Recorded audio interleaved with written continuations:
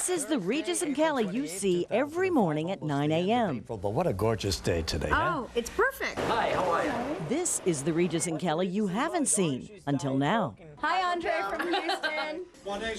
Every morning we listen to Dean, Gilman, and I. Once in a while we break into a dance, too. If I eat Chinese food the night before, I can go up the scale 3 sizes. Really, I'm a sodium retainer. I retain. Yeah, I retain, honey. I'm scared, nervous about going on. What are we gonna do? Gilman, tell me it's gonna be all right. It's gonna be okay. You're good. I don't feel like You're it good today. at this. You can do it. Let's give Do Houston it for the Gipper. Give Houston a good show. I can't. I don't want to do it. Please, Regis, come on. I don't want to do it, Gilman. Please close these doors. No, not today.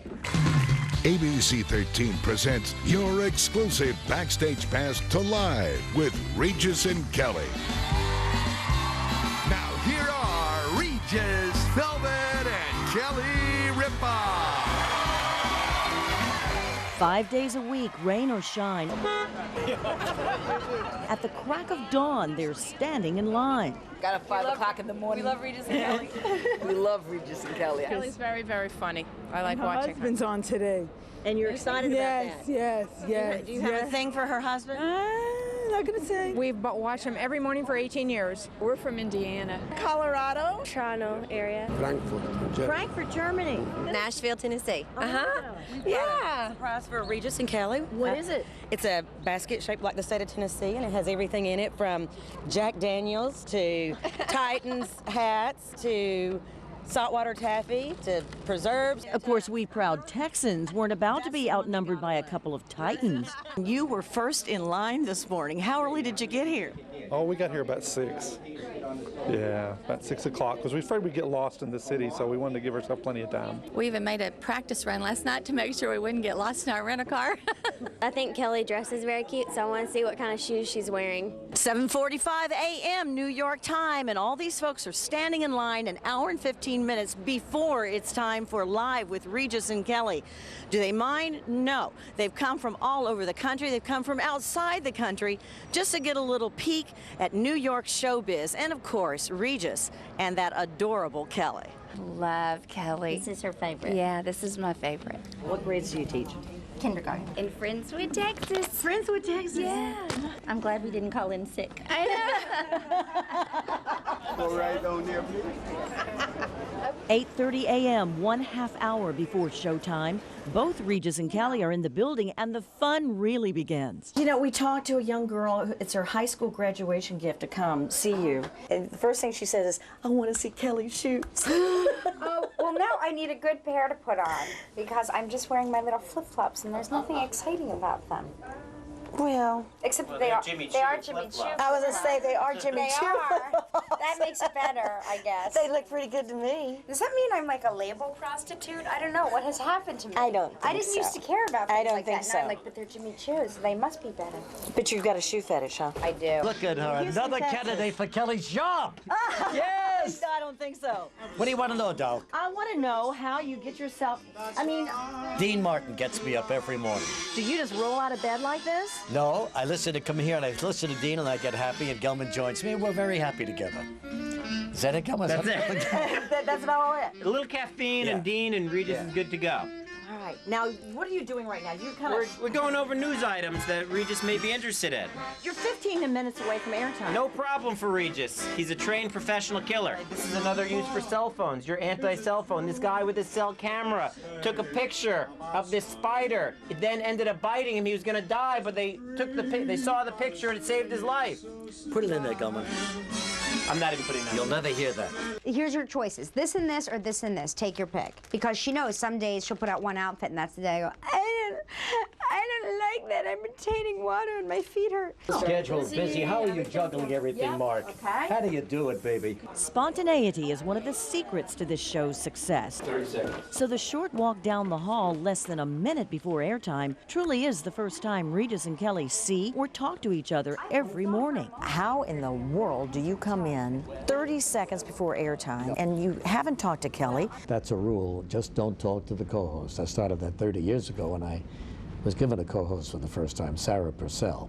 It doesn't pay because anything I want to say comes out better the first time than the second time. There are about 20 guys in black coats holding up Holding little signs. signs. Uh-oh. And I'm looking for Regis. No, I don't see it. I walk around, maybe he'll see me, because sometimes they don't like to put up my name because, you know, they don't want to embarrass me. But now I'm looking. The last guy on the plane has just got his guy, and he's gone. And I'm still looking. Finally, I get a little hot Gelman, and I call Joy to call the car company. And I like it. You call Joy to call the car company. But it's so good. it's embarrassing because, I mean, I've got to go out there and audition myself. Where are you going? Anybody here for Regis? Hello, I'm Regis.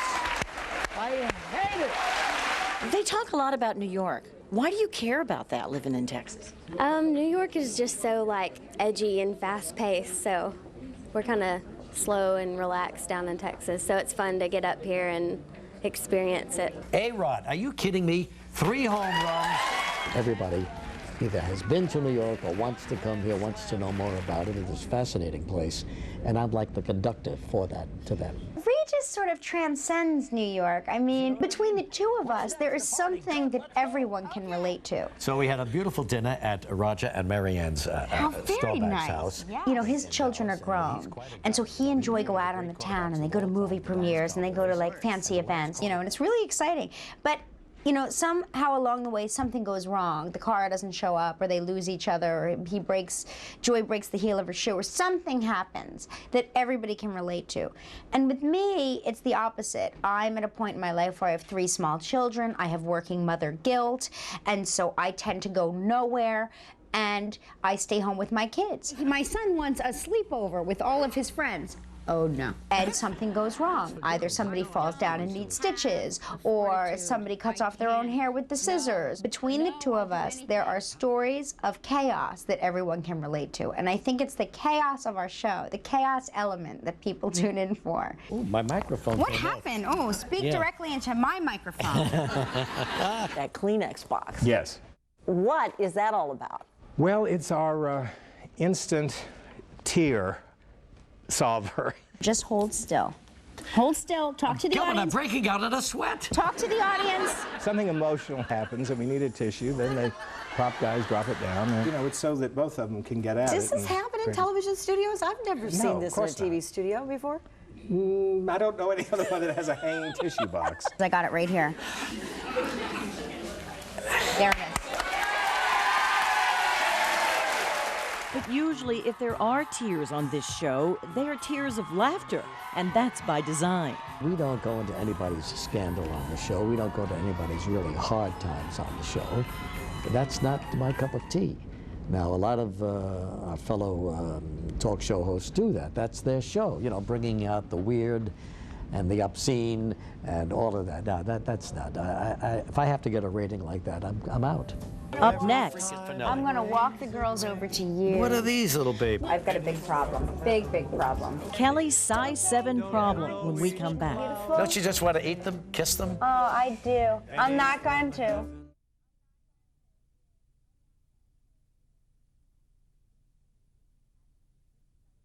Ask Regis Kelly or Michael Gelman the most critical ingredient of their hit show: the audience.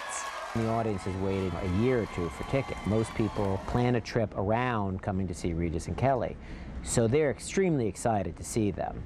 So first they get there and they're in the audience and they're waiting online and you know, they're at ABC, they're almost inside and they're standing there. Finally, you know, pretty close to air. They get led into the studio maybe at 8:30. Then I come out. You don't make noise today. We're having a little audio technical problem here. Let me explain something to this audience. See, if I don't like the audience, then nobody here gets seen on camera. Let me reintroduce myself now that the mic is working. I'm Michael Gelman, the executive producer here. Hear that? Well, you're right. You don't hear anything, and that's pretty much the norm during commercial breaks at most TV talk shows. The hosts are either quietly reviewing their notes or perhaps consulting with a producer. Not so, however, during commercial breaks at Live. So many kids in New York. Why aren't you in school, little girl? Ready? Yeah, you will. Oh, are you cute? Huge. You look like little girls. You gotta let go. I can't. You have 2 minutes of silence out there, and it's death. And that's what you get when you go on other shows. Or you could take one where I'm just having a conversation with Gelman. I've been doing it all my life, going out there and keeping the audience connected to me, to the show, to the guests, to everybody.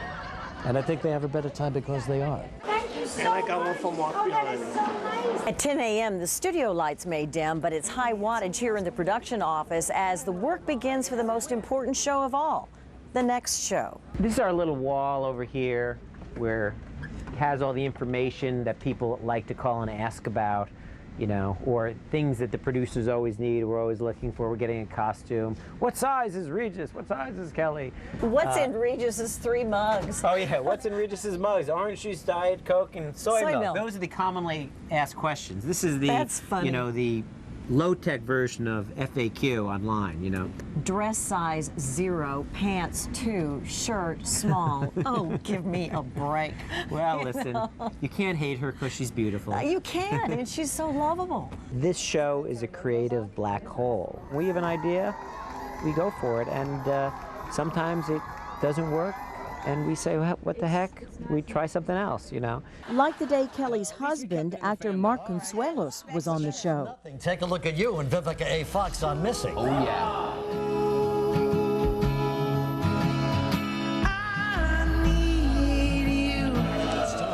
Which is weird because that wasn't even a scene. That was just. It was in the script. Yeah. It was really strange. I like that staring at each other before. You know? I was looking to see if my wife was there. Yeah. Don't worry about her. She's been very busy around here. I know. Check this out, baby.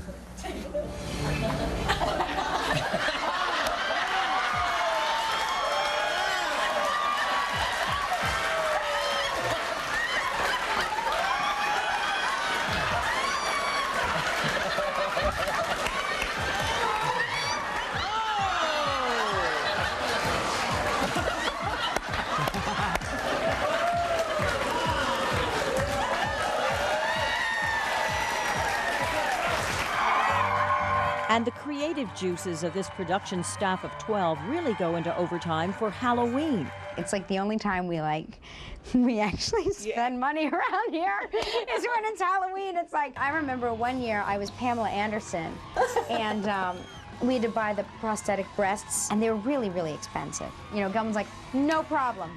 We can pay for those. We'll buy those. I've always been sort of built like an 11-year-old boy. It was fun. I was very sad to take them off. Very sad. Her spontaneity is her key. She's terrific. She really was born to do this kind of a show. Even though she had never done it before, she clicked into what I was doing and became part of it. And handles herself beautifully. What'd you bring? I bought pasta. That you cooked? No. Who cooked it? You know I didn't cook it. You know I didn't. Well, I just didn't know. Don't you ask me stuff when you already know the answer. That's vicious. But that's exactly why I did ask. You know I didn't know cook the it. answer. You know I didn't cook it. I didn't package it. I didn't cook it. I didn't make it look nice in the plate. I didn't even get the saran wrap and saran wrap it. There, I said it. I said it. I've never been paid to be myself. That's weird, you know. We want you to be yourself. I'm sorry, what? My what? My what? Where's the dialogue? Where are my lines? Where, you know?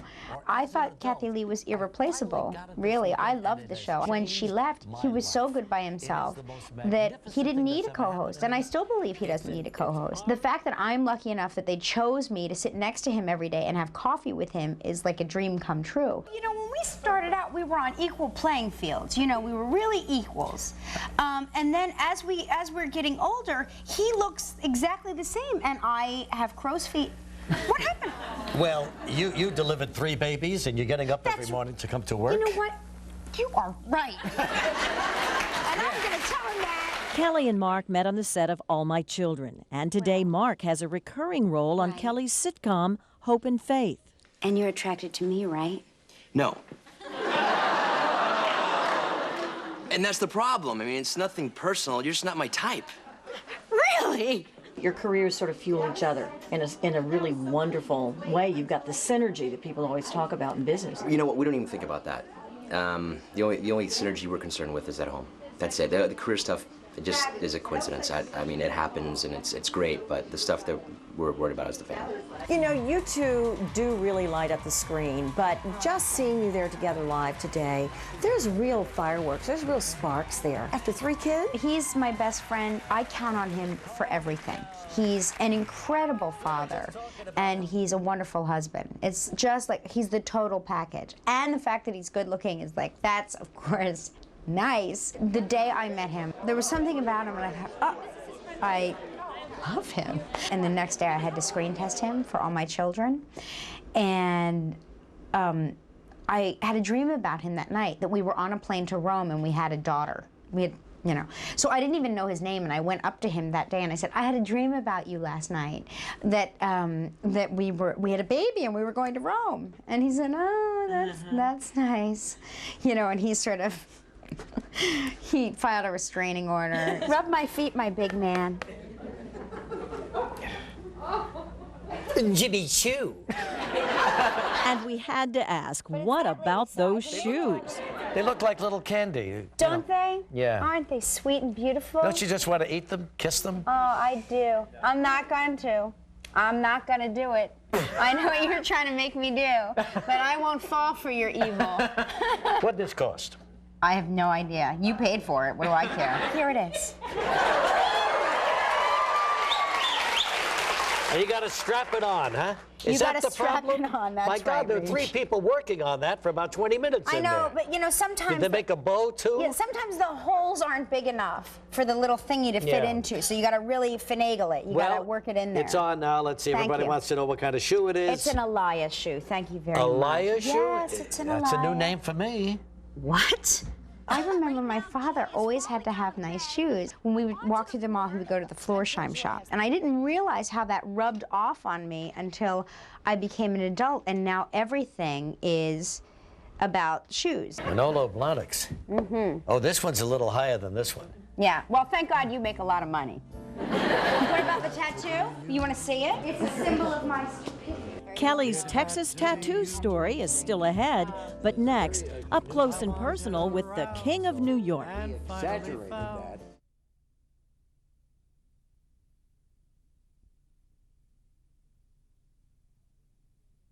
Regis Philbin is without a doubt the King of New York. I was born and raised right across the street here, and so and I live across the street over here. Regis is a television icon, setting the Guinness World Record for the most hours on camera, more than 15,000 hours in his illustrious career. How you keep it fresh every day?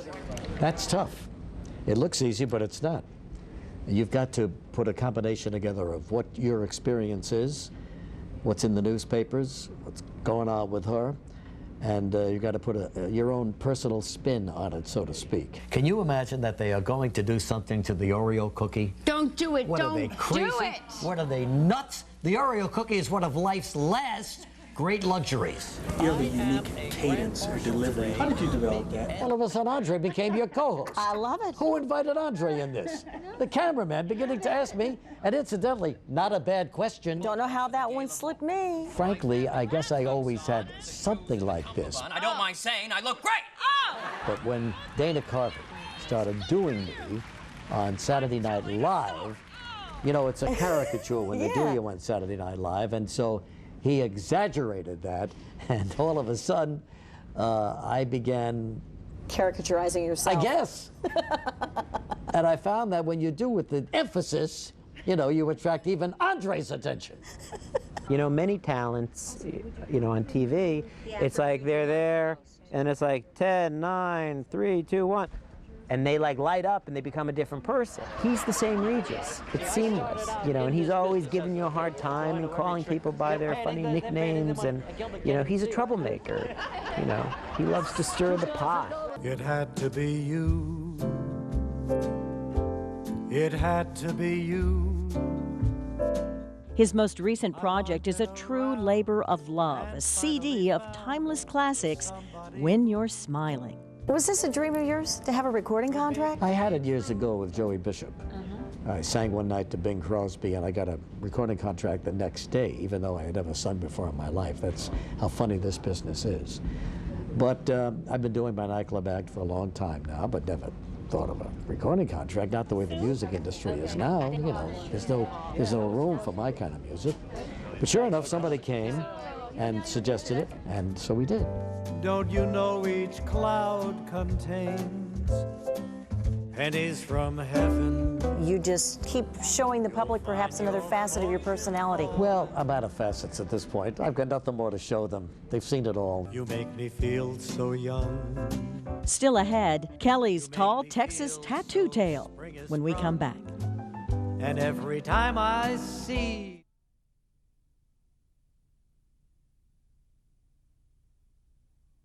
Since we're from Texas, we have to ask you about your memento from San Antonio. This is from San Antonio. I got this when I was 19 years old. I had just gotten my job on All My Children, and I did my first appearance, and I had all this time to kill between my appearance and when my flight was taking off to go back to New York, and the driver of the car said, "Is there anything special you want to do?" And I said, "Yeah, I want to get a tattoo." My boyfriend had just broken up with me because he said I wasn't very cool, and I was like, "I'll show him who's cool. I'll get a tattoo."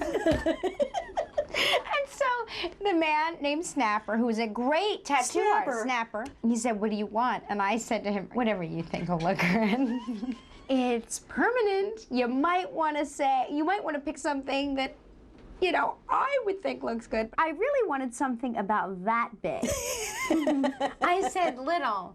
But, you know, that to him was little because he had tattoos like up his arm and down his back. There's something to be said for being able to go to work basically in your pajamas, soaking wet from the shower, and then you get in the chair with the newspaper, and the next time you look up, you look, you know, TV ready. Yeah. It's a terrific job. I highly recommend it. The fact that I get to go to work and earn a living doing something as great as this, it's fun. Every day I look forward to going to work. I never have to drag myself to work.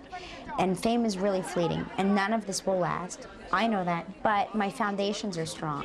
I've got a strong marriage. I've got a great relationship with my parents and my in-laws, and my children are healthy, and so that's my lesson. That's what matters. When I started out years and years ago, I would like to be a talk show host. Well, gosh, I've done that all these years. And the primetime show, I did that. So I made an album. I appear in nightclubs. If you had to do it all over again? I'm going back to Houston, Houston, Houston. Going back to Houston, Houston.